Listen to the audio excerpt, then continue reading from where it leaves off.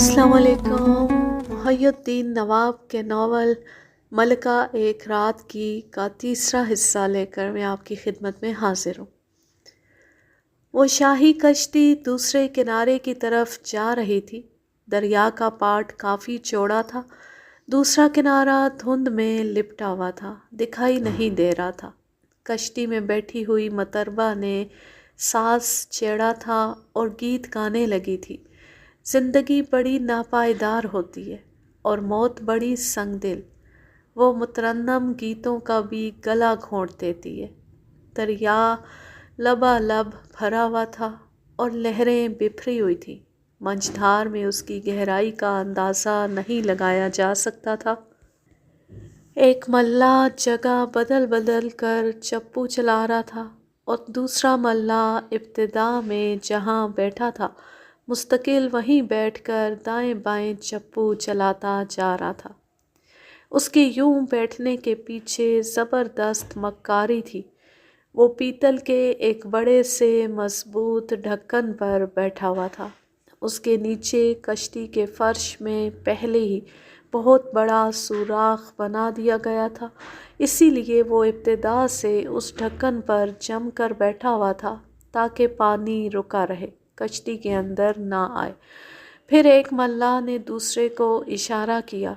उसने अपनी जगह से उठते ही उस पीतल के ढक्कन को उठाकर दूर दरिया में फेंक दिया। फिर दोनों ने चप्पुओं को भी फेंक कर अचानक ही दरिया में छलांग लगा दी। कश्ती में बहुत बड़ा सुराख बनाया गया था। पानी बड़ी तेज़ी से अंदर आने लगा था। बेगमात चीखने चिल्लाने लगी। दूर साहिल पर खड़े हुए हुमायूं ने गरज कर पूछा, वहाँ क्या हो रहा है? मल्लाहों ने कश्ती से छलांगें क्यों लगाई हैं? उसने सिपाहियों को हुक्म दिया, फ़ौरन दरिया में छलांग लगाओ और कश्ती तक पहुंचने की कोशिश करो। तमाम सिपाही तैराकी जानते थे, लेकिन ऐसे भी माहिर तैराक नहीं थे कि फिरदौस मकानी बादशाह बाबर की तरह तैरते हुए एक किनारे से दूसरे किनारे पहुंच जाते। दरिया में फ़ौरन ही कश्तियाँ डाल दी गईं। सिपाही उनमें बैठकर मंझधार की तरफ जाने लगे। बेगमात की कश्ती इतनी दूर थी कि वहां तक पहुंचने के लिए अच्छा खासा वक्त दरकार था। दूसरी तरफ ख्वाजा सरा ने एक बड़ा सा कपड़ा लेकर उस सुराख में ठोंसना चाहा तो पानी में छुपे हुए दोनों मल्लाहों ने कश्ती को पकड़कर ज़ोर ज़ोर से हिलाना शुरू कर दिया। ख्वाजा सरा तवाज़ुन कायम ना रख सका, डगमगाता हुआ गहरे पानी में गिर गया। दोनों बेगमात शाहाना तर्ज की कुर्सियों से लिपटी हुई थीं, कनीज़ें भी चीख रही थीं। पानी इतना भर चुका था कि वो कश्ती आधी से ज़्यादा डूब चुकी थी। साहिल पर हुमायूं बेचैन था, इधर से उधर दौड़ता जा रहा था। बेगा बेगम उसके साथ साथ थी। वो परेशान होकर कह रहा था, हम क्या करें? बेगमात को बचाने के लिए हमें भी दरिया में उतरना होगा। उसने फ़ौरन ही हुक्म दिया कि दरिया में एक और कश्ती डाली जाए। हुमायूं के साथ बेगा बेगम ने भी चलने की ज़िद की। वो दोनों कश्ती में सवार हो गए। एक मल्लाह बड़ी तेज़ी से उस कश्ती को खेने लगा, लेकिन बहुत देर हो चुकी थी। वो कश्ती आहिस्ता आहिस्ता डूबते हुए अपने साथ बेगमात को भी डुबो चुकी थी। ये तो सिर्फ बेगा बेगम ही जानती थी कि उसने चांद बीबी के साथ साथ किस तरह पैदा होने वाले जानशीन को भी डुबो दिया था। वहाँ से कुछ फासले पर मछेरों की बस्ती थी। उन्हें हुक्म दिया गया कि दरिया में जाकर जाल फेंके जाएं। फ़ौरन ही हुक्म की तामील की गई। दरिया की लहरें बड़ी ही मुज़ोर थीं, बड़ी बड़ी कश्तियों को भी अपने साथ बहा कर ले जाती थीं। महारत रखने वाले मल्लाह उन लहरों से लड़ते हुए, चप्पू खेते हुए कश्तियों को दूसरे किनारे तक पहुंचाते थे। जाल फेंकने वाले मछेरों की कोशिशें बेसूद रहीं। उन बेगमात की लाशें तक न मिल सकी। उन बेगुनाहों को ऐसी मौत मिली थी कि ना जनाजा उठ सकता था और ना ही उनका कहीं मज़ार बनाया जा सकता था। हुमायूं सदमे से सर पकड़कर बैठ गया। बेगा बेगम उससे हमदर्दी करते हुए उसके कदमों में बैठकर बोली, ہم ایسی حالت میں آپ کو تنہا نہیں چھوڑیں گے، میدان جنگ میں بھی آپ کے ساتھ رہیں گے۔ ہمایوں نے اس کا ہاتھ تھام کر کہا، ہم چاند بی بی اور شاد بی بی کو اپنے ہمراہ لائے تھے، کاش انہیں اپنے ساتھ ہی واپس لے جاتے، لیکن مقدر کے لکھے کو کون بدل سکتا ہے؟ ہم تمہیں تنہا نہیں جانے دیں گے، خدا سے دعا کرو ہمیں فتح نصیب ہو، تم ہمارے ساتھ ہی واپس جاؤ گی۔ دوسرے دن چوسا میں شیر خان سوری کے لشکر سے ٹکراؤ ہوا، گھمسان کا رن پڑا۔ دونوں طرف کے سپاہی جیدار تھے، مرنا بھی جانتے تھے اور مارنا بھی جانتے تھے۔ اس کے باوجود شیر خان سوری رفتہ رفتہ حاوی ہو رہا تھا۔ اس کے لشکر میں ہاتھیوں کی تعداد زیادہ تھی، وہ پہاڑ جیسے ہاتھی ہمایوں کے سپاہیوں کو دور تک رکیدتے چلے جاتے تھے۔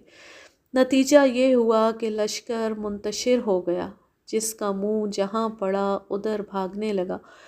سپہ سالار نے ہمایوں سے کہا، جنگ کا پانسا پلٹ گیا ہے، ضلع سبحانی کی سلامتی ہمارا اولین فرض ہے، آپ آگرہ چلے جائیں، یہ خادم دشمن کے لشکر کو روکنے کی پوری کوشش کرتا رہے گا۔ جنگ کے میدان میں آگے بڑھنے کے لیے کبھی کبھی مصلحتاً پیچھے ہٹنا پڑتا ہے۔ دریائے جمنا کے دوسرے کنارے پر اس کے ہزاروں فوجی کشتیوں پر موجود تھے۔ ہمایوں وہاں پہنچ کر انہیں اس پار سے اس پار لا کر شیر خان سوری کا راستہ روک سکتا تھا، لہٰذا وہ گھوڑا دوڑاتا ہوا شاہی خیمے کی طرف واپس آیا تو پتہ چلا دشمن کے 2 ہاتھی دندناتے ہوئے ادھر چلے آئے تھے۔ بیگا بیگم جان بچانے کے لیے ایک گھوڑے پر سوار ہو کر کسی دوسری سمت چلی گئی ہے۔ سپہ سالار نے کہا، ذلِ الہی، یہ خادم ملکہ عالیہ کو آپ تک ضرور پہنچائے گا، آپ فوراً آگرہ کا رخ کریں۔ ہمایوں 2 سپاہیوں کے ساتھ گھوڑے دوڑاتا ہوا واپس دریا کنارے آ گیا۔ ادھر اس نے آگرہ پہنچنے کے لیے دریا کو عبور کیا، ادھر اس کا سپہ سالار مارا گیا۔ شیر خان سوری کو اس کے سپاہیوں نے اطلاع دی کہ ہمایوں واپس اپنے دوسرے لشکر کی طرف گیا ہے، اس کی بیگم کو گرفتار کر لیا گیا ہے۔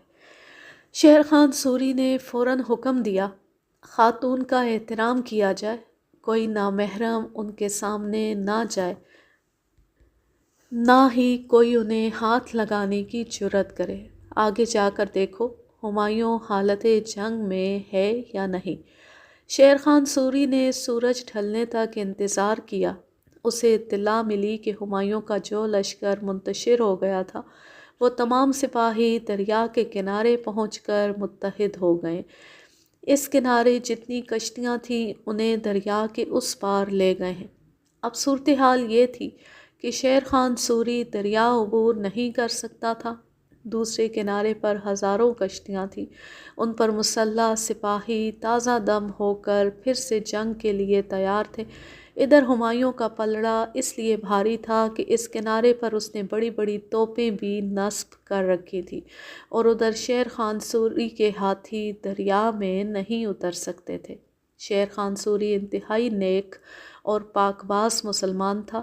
اس نے مچھیروں کی بستی سے ایک کشتی منگوائی اور بیگا بیگم کو اس میں بٹھا کر نہایت عزت و احترام کے ساتھ واپس بھیج دیا۔ ہمایوں آگرے کے محل میں واپس پہنچ گیا تھا۔ ماہم بیگم نے اسے گلے لگا کر دعائیں دیں، اس کی پیشانی کو چوم کر خدا کا شکر ادا کیا کہ وہ زندہ سلامت واپس آیا ہے۔ ہمایوں صدمات سے چور تھا۔ وہ بیٹھتے ہوئے بولا، ہم نے شکست نہیں کھائی ہے، عارضی طور پر پسپا ہوئے ہیں۔ شیر خان سوری دریا عبور کرنے کی جرأت نہیں کر سکے گا، لیکن نہ ہارنے کے باوجود ہم بری طرح ہار گئے ہیں۔ ماں نے شانے پر ہاتھ رکھ کر پوچھا، اپنی بات کی وضاحت کرو۔ وہ دل برداشتہ ہو کر بولا، چاند بی بی اور شاد بی بی اللہ کو پیاری ہو گئی ہیں۔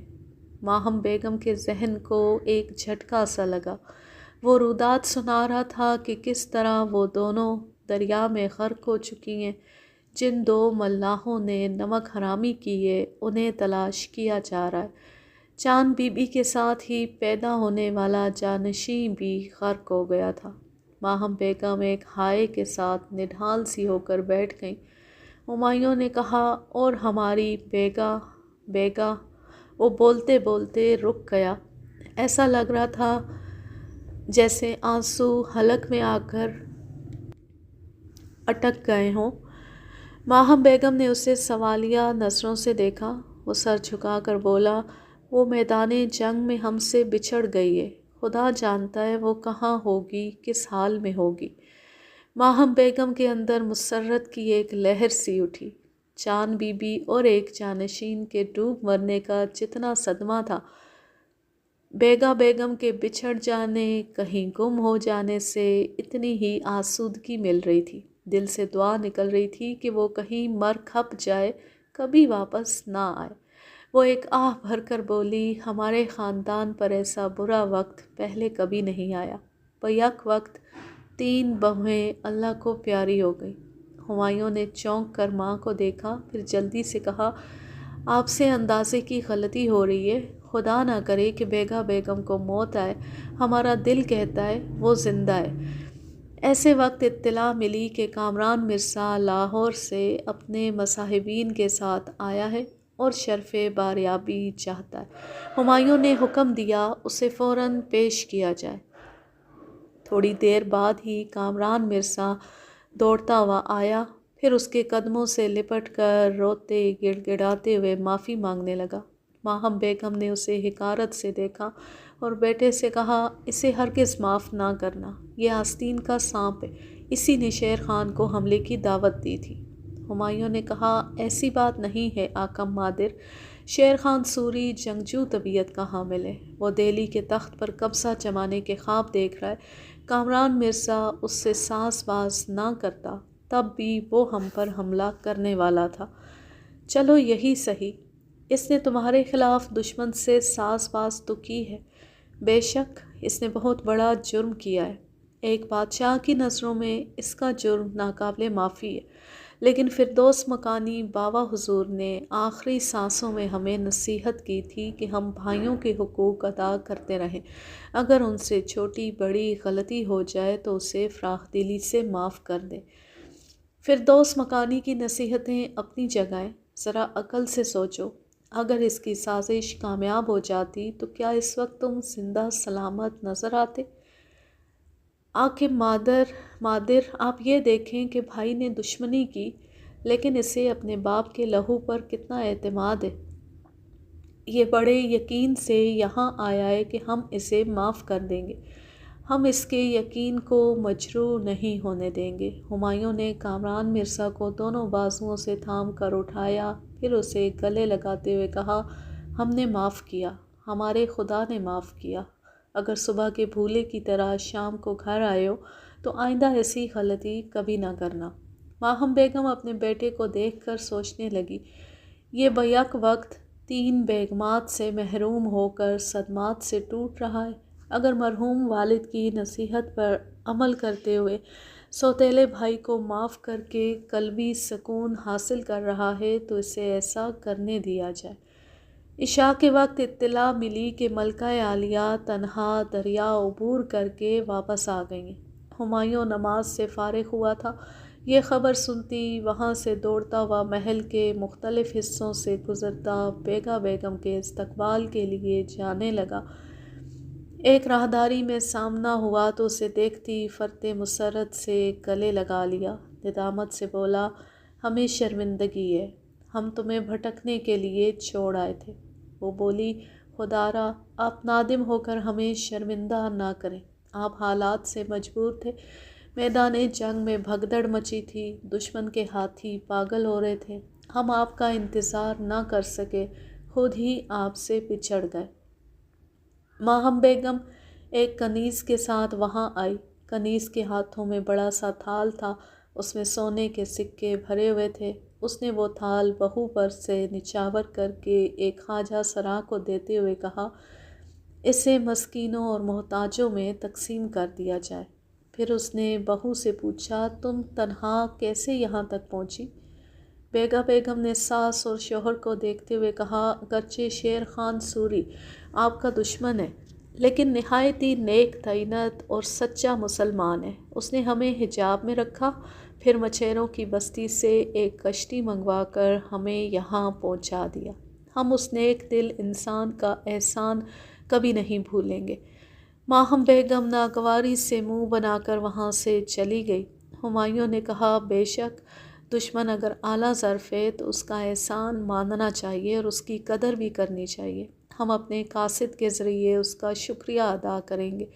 وہ دونوں تھوڑی دیر تک باتیں کرتے رہے، پھر بیگا بیگم نے کہا، ہماری نگاہوں کے سامنے دو بیگمات دریا میں ڈوب گئیں۔ میدان جنگ میں ہاتھیوں نے ہمیں بہت ہی سراسیمہ کیا، ہم تھکن سے چور ہو گئے ہیں۔ اعصاب جواب دے رہے ہیں، ہم آرام کرنا چاہتے ہیں۔ ہمایوں اسے اس کی خوابگاہ تک چھوڑ کر چلا گیا۔ اس کے جاتے ہی اس نے اپنے رازدار خواجہ سرا آفت جان کو طلب کیا، پھر کہا، تو نے ہمارا بہت بڑا کام کیا ہے، ہم تجھے مالا مال کر دیں گے۔ کیا تجھے یقین ہے کہ وہ دونوں ملا گرفتار نہیں کیے جا سکیں گے؟ اس نے دست بستہ عرض کیا، میں نے کوئی کچا کام نہیں کیا ہے۔ وہ دونوں ملا سونے کے 50 سکے لے کر بہت خوش ہو گئے تھے۔ انہوں نے اپنی زندگی میں پہلے کبھی اتنی دولت نہیں دیکھی تھی، اسی لیے جان پر کھیل کر انہوں نے اتنا بڑا کام کیا۔ لیکن وہ کہاں گم ہو گئے؟ انہیں کسی کے ہاتھ نہیں آنا چاہیے۔ ملکہ عالیہ، خاطر جمع رکھیں، میں نے دونوں کو تاکید کی تھی کہ وہ تیرتے ہوئے باغ گل افشاں کی طرف جائیں، وہاں ہمارے وفادار سپاہی موجود ہوں گے۔ وہ انہیں تیز رفتار گھوڑوں پر بٹھا کر یہاں سے دور کسی دوسرے علاقے میں پہنچا دیں گے۔ بیگا بیگم نے پوچھا، کیا انہوں نے ایسا ہی کیا ہے؟ وہ اپنا ایک ہاتھ پیشانی تک لے جاتے ہوئے بولا، میں ایک بار پھر ملکہ عالیہ کے انعام کی حقدار ہوں۔ ابھی تھوڑی دیر پہلے ہی گل افشاں سے یہاں آئی ہوں۔ اطمینان رکھیں، آپ کا تمام کام حسب منشا مکمل ہو چکا ہے۔ کیسے ہوا ہے، وضاحت کرو۔ وہ ملا تیرتے ہوئے گل افشاں کے قریب پہنچے تو وہاں ہمارے سپاہی تیر و کمان کے ساتھ تیار کھڑے ہوئے تھے۔ انہوں نے دونوں کو تیروں سے چھلنی کر دیا اور ان کی لاشیں اٹھا کر دریا میں پھینک دی۔ بیگا بیگم خوشی سے اٹھ کر کھڑی ہو گئی، پھر بولی، شاباش، تو واقعی ہمارا وفادار اور جاں نثار ہے، بے حساب انعامات کا مستحق ہے۔ اس نے ایک صندوقچی سے سچے اور بیش قیمت موتیوں کا ہار نکالا، پھر اس کی ہتھیلی پر رکھتے ہوئے کہا، یہ کچھ بھی نہیں ہے، دہلی پہنچ کر ہم 2 کوس کے رقبے تک تیرے نام زمینیں لکھوا دیں گے۔ اس نے خوش ہو کر کہا، ملکہ عالیہ کا اقبال بلند ہو، اس حقیر بندی نے آپ ہی کی خدمت کے لیے جنم لیا ہے۔ آپ نے فرمایا تھا، یہاں واپس آنے کے بعد مجھے ایک اور اہم فرض انجام دینا ہوگا۔ بیگا بیگم نے اسے سوچتی ہوئی نظروں سے دیکھا، پھر کہا، ہاں، ایک ہونے والی سوکن رہ گئی ہے، جانشین پیدا کرنے والا وہ کانٹا بھی نکالنا ہے۔ آفت جان نے کہا، وہ اپنے نام کی ہوئی حویلی میں عیش کر رہی ہے، وہاں اس کی خدمت کے لیے شاید 2-4 کنیزیں، 2-4 خواجہ سرا اور 2-4 اردہ بیگنیاں موجود رہتی ہیں۔ بیگا بیگم نے حکم دیا، ان کی صحیح تعداد معلوم کرو، پھر اپنے وفادار سپاہیوں کے ساتھ یوں اچانک حملہ کرنا کہ اردہ بیگنیاں اور خواجہ سرا اس کی حفاظت نہ کر سکیں، بلکہ سب ہی اس کے ساتھ جہنم میں پہنچ جائے۔ میں کل صبح ہی تعداد معلوم کروں گی۔ وہ گنتی کے پہرے دار اور محافظ ہمارے سپاہیوں کا مقابلہ نہیں کر سکیں گے۔ بیگا بیگم سوچنے کے انداز میں ادھر سے ادھر ٹہلنے لگی، پھر بولی، اس معاملے میں احتیاط لازمی ہے۔ اس حویلی میں اختری کے ساتھ سبھی کو موت کے گھاٹ اتر جانا چاہیے۔ اگر ایک بھی زندہ بچے گا تو وہ تیرے خلاف چشمدید گواہ بن جائے گا۔ ایسی نوبت نہیں آئے گی، ہمارے سپاہی وردی کے بجائے سادہ لباس اور نقاب میں رہیں گے، کوئی انہیں پہچان نہیں پائے گا۔ یہ کام انتہائی صفائی اور رازداری سے ہو جائے تو ہمیں قلبی سکون حاصل ہوگا۔ خدا نے چاہا تو آپ کی یہ مراد بھی پوری ہوگی۔ اگر ناگوار خاطر نہ ہو تو ایک سوال کرنے کی جرت کر رہی ہوں۔ بیگا بیگم نے اسے سوالیہ نظروں سے دیکھا، وہ سر جھکا کر بولا، آپ کب تک خطرات سے کھیلتی رہیں گی؟ بیٹا پیدا کرنے والی کتنی سوکنوں سے پیچھا چھڑاتی رہیں گی؟ وہ ایک گہری سانس لے کر بولی، بس 1 برس اور، انشاءاللہ اگلے برس ہم ضرور ایک جانشین کو جنم دیں گے۔ اس کے بعد جتنی بھی سوکھنے آئیں، جتنے بھی بیٹے پیدا کریں، ہمارے لیے کوئی فرق نہیں پڑے گا، کیونکہ ہم پہلی بیگم ہیں اور پہلا جانشین ہم ہی پیدا کریں گے۔ میں جا رہی ہوں، کل رات تک آپ کو خوشخبری سناؤں گی۔ یہ کہہ کر خواجہ سرا الٹے قدموں چلتا ہوا خوابگاہ سے باہر چلا گیا۔ اختری کے دن رات اس حویلی میں گزر رہے تھے۔ پہلے جو ایک معمولی سی لڑکی تھی، اب وہ زمین و جائیداد والی ہو گئی تھی۔ اس کی خدمت کے لیے 4 کنیزیں تھیں، نگرانی اور حفاظت کے لیے خواجہ سرا اور اردہ بیگنیاں تھیں۔ اتنا سب کچھ پا کر بھی وہ مغرور نہیں ہوئی تھی۔ کنیزوں کے ساتھ ایک سہیلی کی طرح ہنستی بولتی رہتی تھی، کسی کو شاہانہ انداز میں کوئی حکم نہیں دیتی تھی۔ وہاں کا ماحول بالکل اپنے گھر جیسا بنا رکھا تھا، وہ سب جیسے اس کے رشتہ دار بنے ہوئے تھے۔ وہاں ایک خواجہ سرا کا نام روحی صبا تھا، وہ شاہی محل میں بھی اختری کی نگرانی کیا کرتا تھا۔ محل میں سبھی خادماؤں سے بڑی سختی سے پیش آیا کرتا تھا، لیکن وہ اختری کے ساتھ بہت ہی نرمی اور محبت سے پیش آتا تھا۔ اس کی نظریں کہتی تھیں کہ وہ دل ہی دل میں اسے چاہنے لگا۔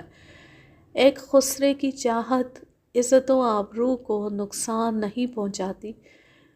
وہ سب کچھ ہو سکتا ہے مگر بدنیت نہیں ہوتا۔ اس لیے اختری بھی بلا جھجک اس سے ہنستی بولتی رہتی تھی۔ اب تو وہ بادشاہ ہمایوں سے منسوب ہو گئی تھی۔ روحی صبا کچھ بجھ سا گیا تھا، اب ایک خدمتگار کی طرح محتاط اور مستعد رہتا تھا۔ اختری نے کہا، روحی تم بہت اچھی ہو، مجھ پر ہمیشہ مہربان رہا کرتی تھی، اب میں تم پر مہربان رہا کروں گی۔ بادشاہ سلامت کی منقوہہ بننے کے بعد بھی تمہیں اپنی سہیلی بنا کر رکھوں گی۔ روحی نے کہا، میں تمہاری طرف سے فکر مند رہتی ہوں، دعائیں مانگتی رہتی ہوں، خدا تمہارے تمام خواب پورے کرے، مگر تم دیکھ رہی ہو بیگمات کس طرح ایک دوسرے کے خلاف سازشیں کرتی رہتی ہیں۔ تم معصوم ہو، نادان ہو، شاہی ہتھ کنڈوں کو نہیں سمجھتی۔ وہ بولی، میں نہیں سمجھتی، لیکن تم نے لاہور سے دہلی تک شاہی محلوں میں بہت کچھ دیکھا ہے، مجھے سمجھاتی رہا کرو۔ تم کیا سمجھتی ہو، کیا میرے خلاف بھی سازشیں ہوں گی؟ کیا مجھے بادشاہ سلامت سے منسوب نہیں ہونے دیا جائے گا؟ یہ ملکہ عالیہ بیگا بیگم بہت ہی خطرناک ہے، بادشاہ سلامت کو کچھ گھول کر پلاتی رہتی ہیں، وہ ان کی حمایت میں زیادہ بولتے ہیں، انہی کو اپنے قریب رکھتے ہیں اور ہر بات مانتے رہتے ہیں۔ میں ڈرتی ہوں کہ وہ تمہاری طرف سے بادشاہ سلامت کا دل نہ پھیر دیں، کوئی کتنی ہی سازشیں کر لے۔ مجھے جیوتشی مہاراج کی پیشگوئی پر یقین ہے، میں 1 رات کی ملکہ ضرور بنوں گی۔ 1 رات کی بات نہ کرو، خدا تمہیں 1000 راتیں دے۔ وہ انکار میں سر ہلا کر بولی، تمہاری یہ دعا قبول نہیں ہوگی، جیوتشی مہاراج کی پیشگوئی اٹل ہوتی ہے، شاید 1 رات کے بعد میرے نصیب پھوٹ جائیں گے۔ آئے ہائے، نصیب پھوٹے تمہارے دشمنوں کے، ایسی باتیں زبان سے نہ نکالو۔ تم نے ایک کلی کو دیکھا ہے نا، تمام رات اس پر شبنم پڑتی ہے، صبح تک وہ پھول بن جاتی ہے، اس کے بعد کلی نہیں رہتی۔ شمع کی زندگی ہے 1 رات، دوسری صبح وہ تمام ہو جاتی ہے۔ ایسی وقت ایک کنیز دوڑتی ہوئی ان کی طرف آئی، وہ بری طرح سہمی ہوئی تھی، ہکلاتے ہوئے بولی، غضب ہو گیا، کچھ لوگ ننگی تلواریں لیے حویلی میں گھس آئے ہیں، اردہ بیگنیاں ان کا مقابلہ کر رہی ہیں۔ روحی صبا نے نیام سے تلوار نکالتے ہوئے کنیز سے کہا، تم کہیں جا کر چھپ جاؤ، میں اچھی طرح سمجھ گئی ہوں وہ لوگ مستقبل کی ملکہ کو ہلاک کرنے آئے ہیں۔ کنیز دوڑتی ہوئی وہاں سے چلی گئی۔ روحی صبا نے دروازے کو اندر سے بند کیا، پھر اختری سے کہا، میرے ساتھ آؤ۔ اس نے پوچھا، کیا ہم حویلی کے پچھلے دروازے سے نہیں نکل سکتے؟ حملہ کرنے والے نادان نہیں ہوں گے، انہوں نے حویلی کو چاروں طرف سے گھیر رکھا ہوگا، وہ تیزی سے چلتا ہوا ایک دیوار کے پاس آ گیا۔ وہاں ایک بڑی سی تصویر لگی ہوئی تھی۔ اس نے اسے ایک طرف ہٹایا۔ اس کے پیچھے ایک خانہ دکھائی دینے لگا۔ اس خانے میں لوہے کی ایک کیل لگی ہوئی تھی۔ اس نے کیل کو پکڑ کر ایک طرف سے دوسری طرف گھمایا تو قریبی دیوار کا ایک حصہ دروازے کی طرح کھلتا چلا گیا۔ صدیوں سے راجاؤں، مہاراجاؤں، بادشاہوں اور شہنشاہوں کے محلوں اور حویلیوں میں خفیہ دروازے اور تہہ خانے ہوا کرتے تھے۔ ایسی خفیہ پناہ گاہوں کا علم صرف بادشاہوں کو ہوا کرتا تھا۔ جو معمار اور کاریگر رازداری سے یہ سب کچھ بناتے تھے انہیں بعد میں قتل کرا دیا جاتا تھا تاکہ محل کی خفیہ پناہ گاہوں کا راستہ کسی اور کو معلوم نہ ہو سکے۔ ماہم بیگم نے روحی صبا کو اختری کا نگران خاص مقرر کیا تھا اور اسے یہ راز بتایا تھا۔ اختری نے بڑی حیرانی سے اس سرکتی ہوئی دیوار کو دیکھا جو دروازے کی طرح راستہ بنا رہی تھی۔ روحی صبا نے اس تصویر کو دوبارہ دیوار سے لگا دیا، پھر ایک شمع دان اٹھا کر بولا، فوراً اندر چلو۔ وہ اس چور دروازے سے گزر کر ایک چھوٹے سے خالی کمرے میں آ گئے۔ وہاں بھی ایک دیوار پر لوہے کی کیل لگی ہوئی تھی۔ روحی صبا نے اسے گھمایا تو دروازہ اسی طرح سرکتا ہوا بند ہو گیا۔ اندر کوئی کھڑکی یا روشن دان نہیں تھا۔ اوپر کی طرف 2-4 چھوٹے چھوٹے سوراخ بنے ہوئے تھے۔ وہ ایک اونچی سی چوکی پر چڑھ کر اس سوراخ کے ذریعے دوسری طرف دیکھنے لگا۔ اختری کی خوابگاہ دکھائی دے رہی تھی۔ اس کے دروازے کو باہر سے پیٹا جا رہا تھا، اسے توڑنے کی کوششیں کی جا رہی تھیں۔ اس نے اختری سے کہا، چوکی کے اوپر چلی آؤ، ہم یہاں سے دیکھیں گے کہ وہ دشمن کون ہے۔ وہ بھی اس چوکی پر چڑھ کر ایک سوراخ کے ذریعے اپنی خوابگاہ میں جھانکنے لگی۔ روحی صبا نے شمع بجھا دی تاکہ دشمنوں کو روشنی کی ہلکی سی بھی جھلک نہ ملے۔ کمرے کا دروازہ ٹوٹ گیا۔ 4 افراد ننگی تلواریں لیے اندر آئے۔ ان کے چہروں پر ڈھاٹے بندھے ہوئے تھے۔ وہ کمرے میں ادھر ادھر بڑی تیزی سے اختری کو تلاش کر رہے تھے۔ ایک نے کہا، وہ یہاں نہیں ہے۔ دوسرے نے کہا، اس کمرے کا دروازہ اندر سے بند تھا، اس کا مطلب ہے وہ کسی خفیہ دروازے سے دوسری طرف نکل گئی ہے۔ یہاں کوئی چور دروازہ تلاش کرو۔ اس نے یہ کہتے ہوئے اپنے منہ پر سے نقاب اتار دیا۔ اختری اور روحی صبا دونوں ہی اسے دیکھ کر چونک گئے۔ وہ ملکہ عالیہ بیگا بیگم کا خاص خدمتگار خواجہ سرا آفت جان تھا۔ وہ ایک تجوری کے پاس آ کر اسے توڑ رہا تھا۔ دوسرے 3 افراد چور دروازہ تلاش کرتے پھر رہے تھے۔ اختری گہری تاریکی میں روحی صبا سے لگی کھڑی تھی۔ اس خواجہ سرا کا دل تیزی سے دھڑک رہا تھا۔ اس نے اسے ایک بازو کے حصار میں لے لیا۔ وہ سرگوشی میں بولی، کیا کر رہی ہو؟ وہ بولا، تم چوکی سے گر پڑو گی، یہاں کوئی کھٹکا ہوگا تو ادھر والے اس طرف متوجہ ہو جائیں گے۔ وہ سوراخ سے جھانکتے ہوئے بولی، وہ دیکھو، کم بخت آفت جان تجوری توڑ کر زیورات نکال رہا ہے۔ ہائے اللہ، وہ قیمتی ہیرا ماہم بیگم نے مجھے انعام کے طور پر دیا تھا۔ وہ دیکھ رہی تھی آفت جان نے جلدی سے اس ہیرے کو اپنے لباس کے اندر چھپا لیا تھا۔ ادھر اختری کی قربت سے روحی صبا کی حالت خیر ہو رہی تھی۔ وہ جذبات سے بے حال ہو رہا تھا، دل ہی دل میں کہہ رہا تھا، یا خدا، تو بہتر جانتا ہے میں تیسری جنس نہیں ہوں، مجھے جبراً ایسا بنایا گیا، میں کیا کروں؟ بہکنا بھی چاہوں تو بہک نہیں سکوں گی۔ پھر وہ سر دہا بھر کر سوچنے لگا، ہم جیسے خواجہ سراؤں کو سختی سے حکم دیا جاتا ہے کہ زنانہ لباس پہنے اور عورتوں کے انداز میں بولتے رہیں۔ سوچتے سوچتے اس کی آنکھوں میں آنسو آ گئے۔ ایسے وقت وہ صرف رو ہی سکتا تھا، کچھ کر نہیں سکتا تھا۔ اختری نے چونک کر کہا، وہ دیکھو، یہ لوگ اسی تصویر کے قریب آ رہے ہیں۔ وہ بولا، فکر نہ کرو، میں نے یہاں کی کیل ہٹا دی ہے، باہر والی کیل بیکار ہو گئی ہے، وہ دروازہ نہیں کھول سکیں گے۔ ہمیں سرنگ کے راستے فرار ہو کر کسی بھی طرح محل میں پہنچنا ہوگا، وہیں ہماری سلامتی ہے۔ دوسری طرف وہ چیخ چیخ کر ایک دوسرے سے بول رہے تھے، یہ دیکھو، اس تصویر کے پیچھے ایک لوہے کی کیل ہے، مگر سمجھ میں نہیں آتا اسے کس طرح استعمال کیا جائے۔ یہ گھوم تو رہی ہے لیکن کہیں سے کوئی چور دروازہ نہیں کھل رہا ہے۔ اندر تاریکی میں وہ دونوں اونچی چوکی سے اتر گئے تھے۔ روحی صبا اسے ایک بازو میں سمیٹ کر تاریکی میں راستہ ٹٹولتا ہوا ایک زینے تک آ گیا، پھر بولا، تم میرے پیچھے رہو، میرا دامن تھام لو، آگے زینا ہے، ایک ایک پائیدان پر سنبھل سنبھل کر قدم رکھتی رہو۔ وہ اس کی ہدایت پر عمل کرتی ہوئی زینے سے اترنے لگی۔ نیچے پہنچ کر روحی صبا نے شمع روشن کر دی، پھر وہ دونوں اس کی روشنی میں ایک سرنگ سے گزرنے لگے۔ تقریباً 1 کوس کا فاصلہ طے کرنے کے بعد انہیں دوسرا زینہ ملا۔ وہ اس پر چڑھتے ہوئے اوپر آ گئے۔ اختری نے دیکھا وہاں گھوڑوں کا اصطبل بنا ہوا تھا، سواری کے لیے گھوڑے مل گئے۔ وہ تقریباً 1 گھنٹے بعد آگرے کے شاہی محل میں پہنچے۔ ابھی رات کا پہلا پہر تھا، تقریباً سبھی جاگ رہے تھے۔ وہ دونوں سیدھے ماہم بیگم کی خدمت میں حاضر ہو کر ادب سے جھک گئے۔ اس وقت بیگا بیگم ہمایوں کے ساتھ وہاں موجود تھی۔ اختری اور روحی صبا کو زندہ سلامت دیکھ کر پریشان ہو گئی۔ وہ ماہم بیگم کو اپنی روداد سنا رہے تھے، کبھی اختری بول رہی تھی، کبھی روحی صبا بول رہا تھا۔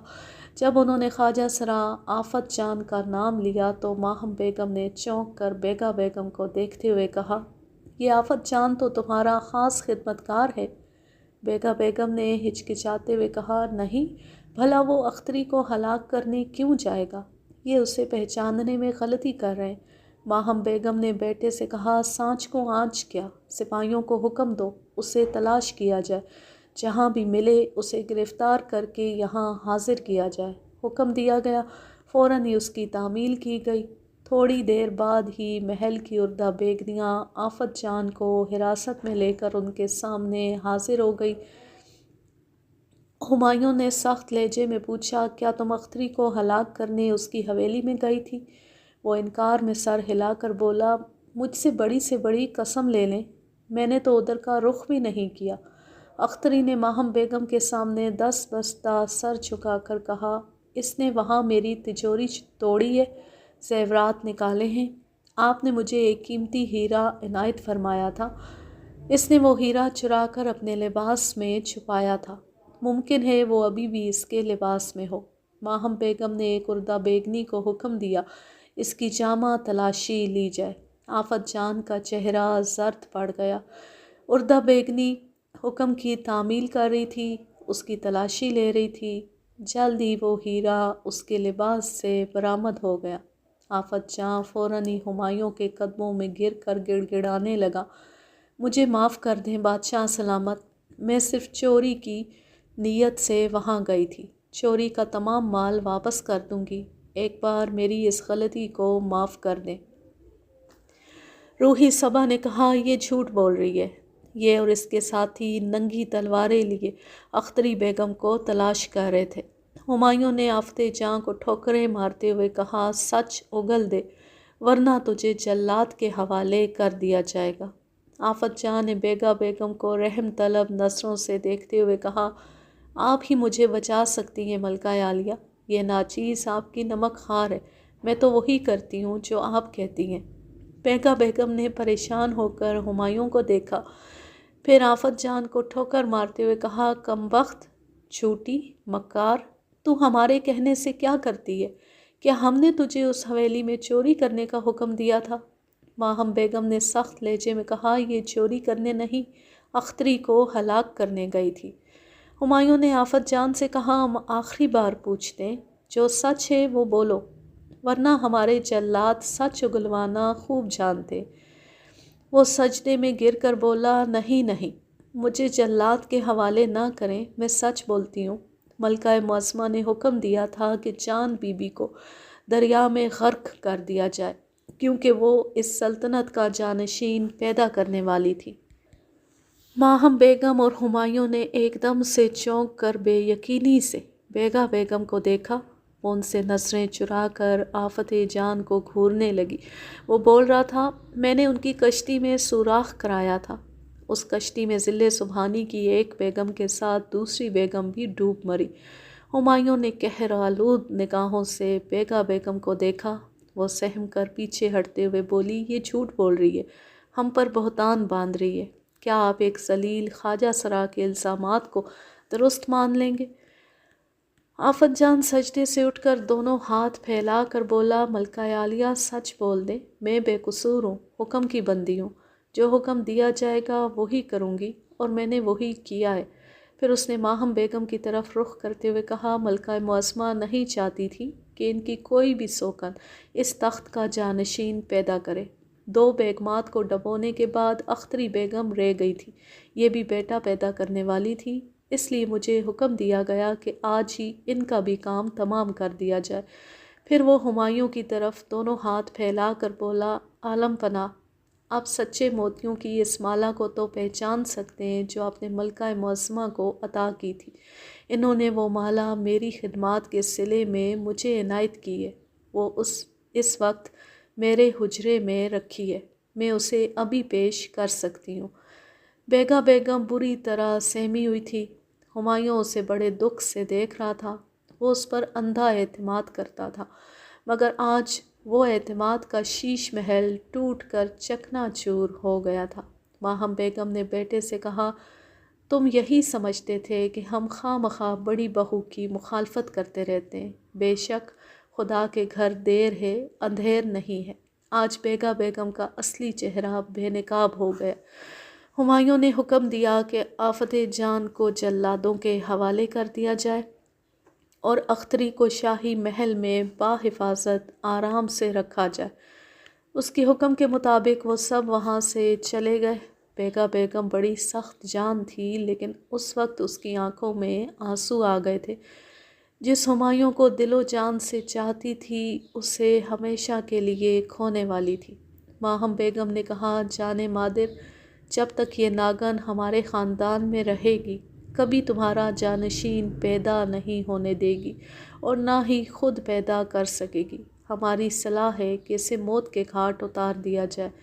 وہ انکار میں سر ہلا کر بولا، نہیں عاقب مادر، ہم نے اس کے ساتھ بہت اچھا وقت گزارا ہے، اس کے آباء و اجداد کے ساتھ ہمارے آباء و اجداد کے بہت اچھے مراسم رہے ہیں۔ اس نے ہمارے ہونے والے ایک جانشین کو دریا میں ڈبویا ہے، دوسرے کو بھی ہلاک کرانے والی تھی، اس کا جرم ناقابل معافی ہے، لیکن ہم اسے سزائے موت نہیں دیں گے۔ یہ زندہ رہ کر عمر بھر یہ ذلتیں اٹھاتی رہے گی کہ بادشاہ نے اسے ہمیشہ کے لیے ٹھکرا دیا، یہ اس محل میں اور ہماری سلطنت میں نہیں رہے گی۔ اردہ بیگنیوں کو بلایا گیا۔ وہ عورتیں سپاہیوں کی وردی میں ننگی تلواریں شانوں پر رکھے گھومتی پھرتی تھیں۔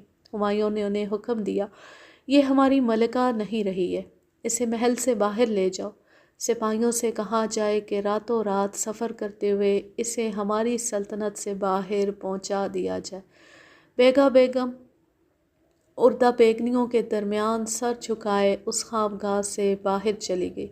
ماہم بیگم نے کہا، جان مادر، اپنے حالات کو اچھی طرح سمجھو، دشمن محل کے باہر ہی نہیں اندر بھی ہیں، سوتیلے بھی ہیں، بیگمات بھی ہیں، تمہیں کسی بیگم کی محبت میں اندھے بن کر نہیں رہنا چاہیے۔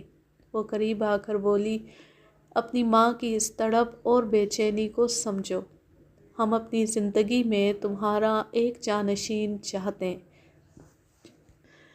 جس طرح یہ بیگا بیگم نہیں چاہتی تھی، اسی طرح تمہارے سوتیلے بھائی بھی نہیں چاہیں گے کہ تمہارا کوئی جانشین پیدا ہو۔ وہ تمہارے بعد اور اپنے بعد اپنے ہی بیٹوں کو جانشین بنانا چاہیں گے۔ وہ بولا، بے شک آپ جہاں دیدہ ہیں، حکمرانوں کے ہتھ کنڈوں کو خوب سمجھتی ہیں۔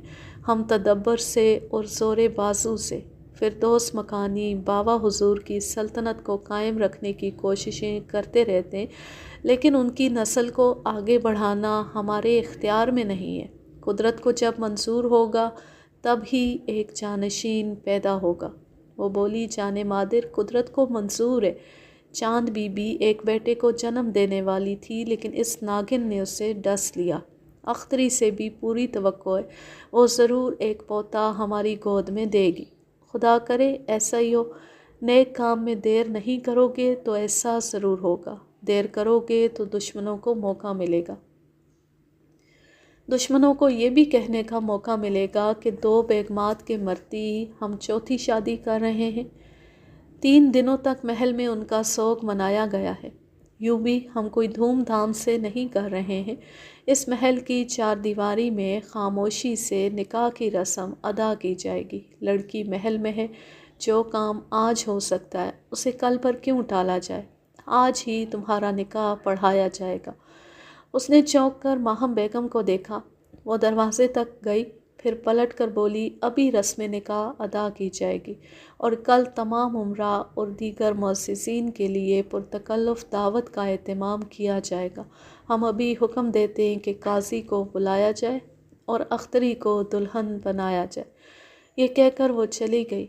हुमायूं खाली दरवाजे को तकते हुए सोचने लगा, ये कैसी लड़की है। अचानक ही हमारी ज़िंदगी में आई। अचानक ही इसने हमारे और वालिदा माजिदा के सामने एक रात का मुतालबा किया और आज अचानक ही हमारी शरीके हयात बनने वाली है। अख्तरी ने बड़े यकीन से कहा था कि उसके ज्योतिषी की पेशगोई कभी गलत नहीं होती और वाकई वो दुरुस्त हो रही थी। आज रात वो अपने महबूब हुमायूं के हुजला उर्सी में आने वाली थी।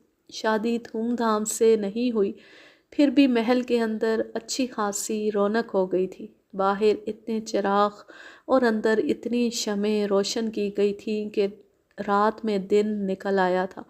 झोंपड़ी में रहने वाले महलों के ख्वाब नहीं देखते, लेकिन वो ख्वाब देखने वाली दुल्हन बनकर हिंदुस्तान के बादशाह हुमायूं की ख्वाबगाह में पहुंच गई थी।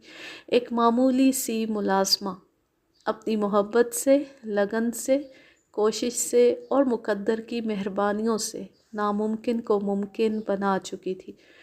माहम बेगम हुजला उर्सी के सामने एक तख्त पर बैठी हुई थी।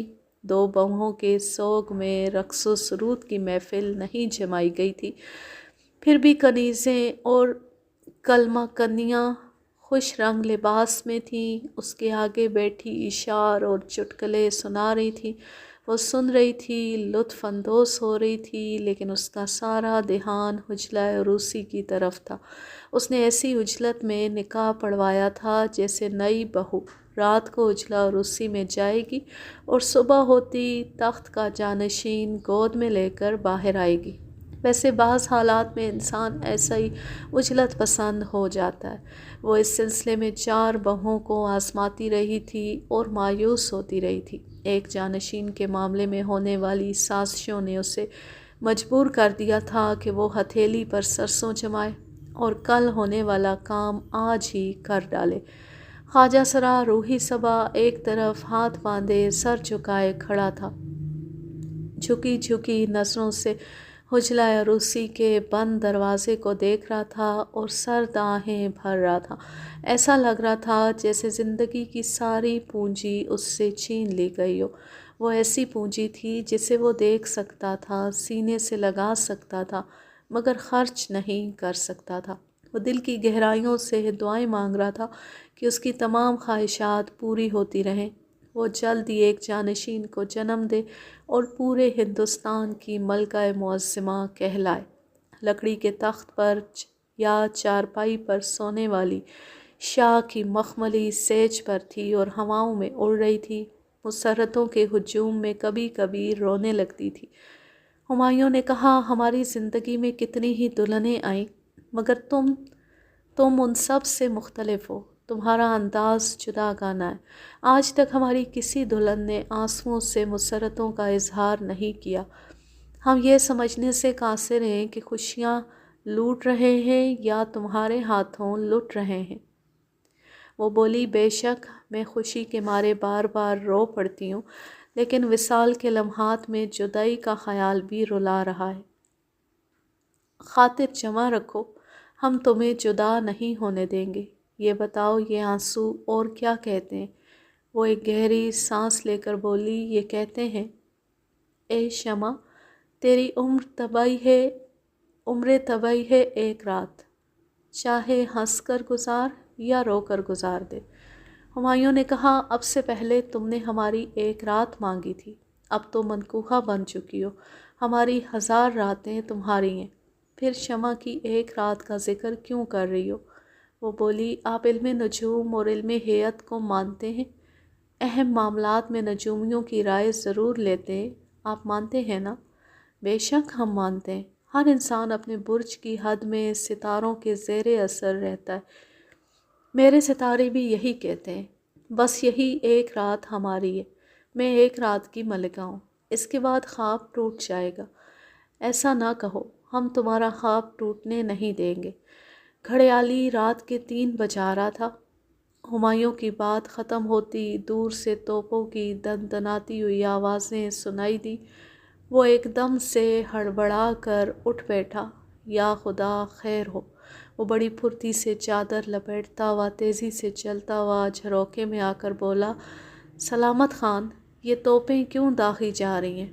نیچے کھڑے ہوئے مسلح محافظ نے دست بستہ عرض کیا، ظل سبحانی پر سبحان تعالیٰ کا سایہ ہمیشہ سلامت رہے، شیر خان سوری رات کی تاریکی سے فائدہ اٹھا کر دریا عبور کر چکا ہے، مخبر نے اطلاع دی ہے، اس کا لشکر یہاں سے 4 کوس کے فاصلے پر ہے اور وہ مزید آگے بڑھتا چلا آ رہا ہے، ہم ابھی اپنے لشکر میں جائیں گے، فوراً گھوڑا تیار کیا جائے۔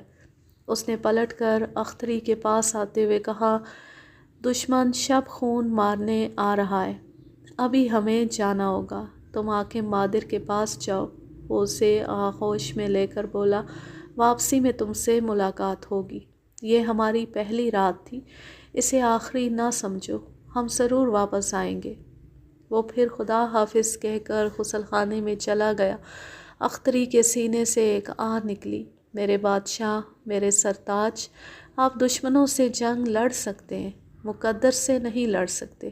اس نے چاروں طرف گھوم گھوم کر اس شاہانہ خوابگاہ کو الوداعی نظروں سے دیکھا، پھر سر جھکا کر وہاں سے جانے لگی۔ وہ شب شادمانی گزار چکی تھی، اگر ستاروں کی چال لڑکھڑاتی نہیں ہے تو آئندہ شب غم گزارنے والی تھی۔ حضرت بادشاہ نصیر الدین ہمایوں کی زندگی میں ایک معمولی سی لڑکی آئی، ایک رات کے لیے آئی اور وہ رات تمام ہو گئی۔ شاہوں کے عشرت کدوں میں ایسی کتنی ہی آتی ہیں اور گزر جاتی ہیں۔ نجومی اور ہیئت دان کہتے ہیں کہ انسان کی پوری زندگی ان کی ہتھیلیوں پر لکھی ہوتی ہے، جو لکیروں کی زبان پڑھنا جانتے ہیں وہ اپنی پوری زندگی کے واقعات ہتھیلیوں کے صفحات پر پڑھ لیتے ہیں۔ ایک ہندو جیوتشی اور ایک مسلمان نجومی منیر احمد شامی نے اختری کی ہتھیلیوں کو پڑھ کر کہہ دیا تھا کہ وہ صرف ایک رات کی ملکہ بنے گی، اور سائچے کے حساب سے اس ہاتھ کی دوسری لکیر کہہ رہی تھی کہ وہ ایک بیٹے کو جنم دے گی۔ ان کی پہلی پیش گوئی درست ثابت ہوئی تھی۔ بادشاہ ہمایوں اس کے ساتھ ایک رات گزار کر میدان جنگ کی طرف روانہ ہو چکا تھا۔ اب یہ کوئی نہیں جانتا تھا کہ وہ میدان جنگ سے زندہ سلامت واپس آئے گا یا نہیں۔ اگر وہ واپس آئے گا تو اختری اس کے ساتھ سہاگ کی دوسری رات گزار سکے گی یا نہیں۔ نجومیوں کے بیان کے مطابق ایسا ہو چکا تھا۔ حالات نے اچانک پلٹا کھا کر بادشاہ ہمایوں کو ایک باؤلی محبوبہ سے دور کر دیا تھا۔ ان پیشگوئی کرنے والوں کو پورا یقین تھا کہ اس بد نصیب لڑکی کی زندگی میں سہاگ کی دوسری رات نہیں آئے گی۔ نجومیوں کی دوسری پیشگوئی اختری کو مطمئن کر رہی تھی، اس کا دل بہلا رہی تھی کہ اب بادشاہ نہ سہی، اس کا لہو اس کی کوکھ میں پرورش پائے گا، وہ تخت کے ایک وارث کو جنم دے سکے گی۔ ہیرے جواہرات لٹانے والے بادشاہ نے اسے صرف ایک رات دی تھی، لیکن وہ قیامت تک نسل در نسل اس کے نام کو روشن رکھے گی۔ یہ اتنی اہم بات تھی کہ ماہم بیگم اس معمولی سی لڑکی کو سر پر بٹھائے ہوئے تھی۔ وہ یہ سوچ سوچ کر الجھ رہی تھی کہ نجومیوں کی بات درست ہوئی ہے، بیٹے نے اس کے ساتھ ایک ہی رات گزاری ہے، اگر پیشگوئی کے مطابق وہ آئندہ اس کے ساتھ کوئی دوسری رات نہیں گزارے گا تو کیا ایک ہی رات کے نتیجے میں وہ ماں بن سکے گی؟ کیا اس کے لیے ایک پوتے کو جنم دے سکے گی؟ اب اس بات کی کوئی اہمیت نہیں رہی تھی کہ وہ ایک رات کی ملکہ رہے گی یا 1000 راتوں کی سہاگن بنتی رہے گی۔ اہمیت صرف اس بات کی تھی کہ وہ تخت کا ایک وارث پیدا کر سکے گی یا نہیں۔ اس سوال کا جواب نجومی ہی دے سکتے تھے، جبکہ وہ بہت پہلے اختری کے ماں بننے اور ایک بیٹے کے جنم دینے کی پیشگوئی کر چکے تھے۔ ماہم بیگم اس پیشگوئی کی تصدیق کرنا چاہتی تھی، لہٰذا اس نے ہندو جیوتشی اور مسلمان نجومی منیر احمد شامی کو طلب کیا۔ انہیں حکم دیا کہ وہ محل میں بڑے آرام سے بیٹھ کر حضرت جہاں بانی ہمایوں کے زائچے اور اختری کے زائچے کا بغور مطالعہ کریں اور بتائیں کہ وہ دونوں دوبارہ ازدواجی زندگی گزار سکیں گے یا نہیں۔ یہ بھی بتایا جائے کہ اختری کی زندگی میں سہاگ کی ایک ہی رات ہے، تو کیا وہ ایک رات کے بعد ماں بن سکے گی، ایک وارث کو جنم دے سکے گی؟ اور یہ بتائیں کہ موجودہ جنگ کا نتیجہ کیا ہوگا۔ کیا اس جنگ سے ہمایوں زندہ سلامت واپس لوٹیں گے؟ اور یہ بتائیں کہ ہمایوں کا فی الوقت بدترین اور خطرناک دشمن کون ہے؟ ایک طرف چھوٹے بڑے راجے مہاراجے تھے، دوسری طرف شیر خان سوری تھا اور تیسری طرف سوتیلے بھائی تھے، جنہیں ہمایوں بڑی محبت اور نرمی سے اپنی طرف مائل کرنے کی کوششیں کرتا رہتا تھا۔ ایک سوتیلی ماں گل رخ بیگم سے 2 بیٹے تھے، کامران مرزا اور عسکری مرزا۔ دوسری سوتیلی ماں دلدار بیگم سے 1 بیٹا تھا، جس کا نام ہندال تھا۔ اس حساب سے ہمایوں کے 3 سوتیلے بھائی تھے۔ وہ ان تینوں کو سمجھاتا تھا کہ اگر ہم چاروں متحد ہو جائیں تو کوئی دشمن ہمارے خلاف ہتھیار اٹھانے کی جرأت نہیں کر سکے گا، پورے ہندوستان پر ہماری حکومت قائم ہو جائے گی، ہم چاروں بھائی مختلف علاقوں میں حکمران بن کر رہا کریں گے۔ لیکن حاسدوں کے دماغوں میں عقل کی بات کبھی نہیں سماتی، ان کے اندر بس یہی بغض، حسد اور کینہ تھا کہ فردوس مکانی بادشاہ بابر نے ان کے مقابلے میں ہمایوں کو تخت و تاج کا وارث کیوں بنایا۔ ان چاروں کی رگوں میں ایک ہی باپ کا لہو گردش کر رہا تھا، لیکن ان کے مزاج، ان کی سوچ اور ان کے ارادے الگ الگ تھے۔ یہ کہاوت غلط ہو رہی تھی کہ خون خون کو اپنی طرف کھینچتا ہے، یہ درست ثابت ہو رہا تھا کہ خود غرضی اور اقتدار کی ہوس لہو کو پانی کر دیتی ہے۔ وہ جیوتشی اور نجومی محل میں جم کر بیٹھ گئے تھے، اختری اور ہمایوں کے زائچے کا بخور مطالعہ کر رہے تھے۔ ماہم بیگم کا جان سے زیادہ عزیز بیٹا جان پر کھیلنے کے لیے میدان جنگ کی طرف گیا ہوا تھا۔ اس نے باہر پہرا دینے والے مسلح سپاہیوں کے داروغہ کو بلا کر حکم دیا، ہمیں اپنے بیٹے کے بارے میں پل پل کی خبر پہنچائی جائے، یہ بتایا جائے کہ اس وقت صورتحال کیا ہے۔ داروغہ نے دست بستہ عرض کیا، ملکہ عالم کا اقبال بلند ہو، ہمارے بادشاہ سلامت خوش نصیب ہیں، دشمن شیر خان سوری نے دریا عبور نہیں کیا ہے، پہلے جو اطلاع ملی تھی وہ سراسر غلط تھی۔ ماہم بیگم نے مطمئن ہو کر کہا، خدا کا شکر ہے، دشمن پیش قدمی کے سلسلے میں ناکام رہا ہے۔ بیٹا میدان جنگ میں تھا، ماں کی نیند اڑی ہوئی تھی۔ پچھلی رات تو وہ اس خوشی میں جاگتی رہی تھی کہ اختری کے ساتھ بیٹے کی پہلی سہاگ رات ہے۔ ایک پوتے کو گود میں کھلانے کی ایسی بے چینی تھی کہ نیند نہیں آ رہی تھی۔ صبح ہونے سے پہلے ہی اس خبر نے نیند اڑا دی کہ دشمن لشکر جرار کے ساتھ دریا پار کر چکا ہے اور دندناتا ہوا آگرے کی طرف چلا آ رہا ہے۔ بیٹا اسے روکنے کے لیے گیا تھا۔ جب تک اس جنگ کا نتیجہ خاطر خواہ نہ ہوتا، اسے نیند نہ آتی۔ اختری شاہی محل کی ایک شاہی خوابگاہ میں تھی، وہاں عیش و عشرت کا تمام سامان موجود تھا، صرف دلی سکون نہیں تھا۔ پچھلی تمام رات جاگنے کے بعد اسے سو جانا چاہیے تھا، لیکن ہر کروٹ میں ہمایوں کی قربت یاد آ رہی تھی۔ وہ زیر لب اس سے کہہ رہی تھی، اس ایک رات سے پہلے جو زندگی تھی وہ تیری آرزو میں گزری، اس ایک رات کے بعد تیری واپسی کی خوش فہمی میں عمر کٹے گی۔ وہ دوسری کروٹ لیتے ہوئے بولی، ہائے میں تو جانتی بھی نہیں تھی سہاگ رات کیا ہوتی ہے، تیرے لیے جتنی خواہشات تھیں وہ سب معصوم تھی، بے ادب قربتوں کو نہیں سمجھتی تھی۔ میرا بدن تو گونگا تھا، تم نے ایک رات میں ہی اسے بولنا سکھا دیا۔ اس کی جدائی میں تڑپنا، اس کے لیے مچلنا، اسے یاد کرنا بہت اچھا لگ رہا تھا۔ دل سے دعائیں نکل رہی تھیں کہ جنگ مختصر ہو اور بادشاہ فتح حاصل کرنے کے بعد ایک بار پھر اسے فتح کرنے آ جائے۔ وہ اٹھ کر بیٹھ گئی۔ میرے بادشاہ، میں مانگتی رہتی تو مجھے ہیرے جواہرات میں تول دیتا، تو مانگتا رہا تو میں مول تول کیے بغیر تجھے سب کچھ دیتی رہتی۔ میری بے حساب سخاوت کے صدقے ہی آ جا، جو راستہ جاتا ہے وہ واپس بھی آتا ہے، مسافر کو بھی واپس آ جانا چاہیے۔ اختری نے تنہائی سے گھبرا کر روحی صبا کو طلب کیا۔ وہ فوراً ہی حاضر ہو کر کورنش بجا لایا۔ اختری نے کہا، میں نے تمہیں پہلے بھی سمجھایا ہے، تنہائی میں یوں جھک کر مجھے سلام نہ کیا کرو۔ میں تمہیں خادمہ نہیں سمجھتی ہوں، اپنی سہیلی مانتی ہوں، اس لیے دل گھبراتا ہے تو پہلے تمہیں ہی یاد کرتی ہوں۔